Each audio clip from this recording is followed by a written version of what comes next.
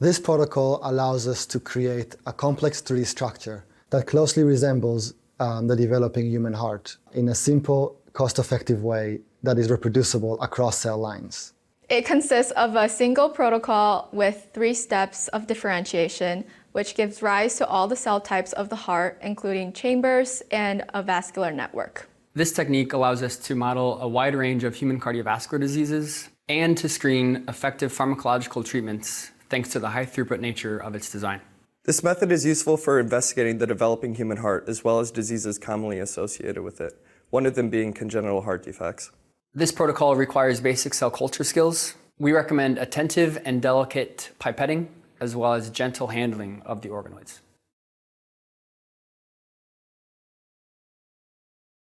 Begin by creating embryoid bodies, or EBs, 2 days before differentiation. Wash subconfluent HPSCs with DBPS for at least 10 seconds. Then aspirate the DPBS. Add 1 milliliter of room temperature Accutase and gently tap the plate approximately 5 times every minute for 3 to 5 minutes to induce detachment while checking under the microscope. Then add 1 milliliter of PSC medium and thiazovivin, or thiaz, to stop the reaction. Pipette the media up and down in the well 2 to 3 times to generate a single cell suspension and collect the cells.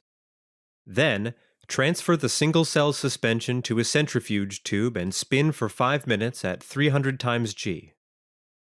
Aspirate the supernatant and resuspend the cells in 1 milliliter of PSC medium and thiaz. Dilute the cell.